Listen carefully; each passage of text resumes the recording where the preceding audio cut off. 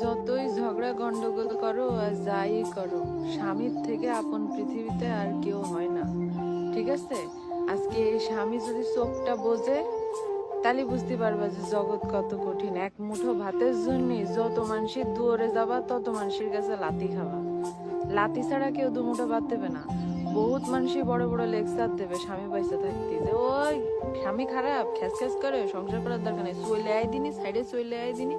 খালি সাইডে চলে যায় দেখো বুড়া, তালি টের বাবা মাসে কয়দিন যায়। ঠিক আছে? ওইসব বড় বড় লেকচার বহুত মানুষই দিতে পারে, কিন্তু ওই জাগা মতো যায় আর কেউ পাশে থাকে না।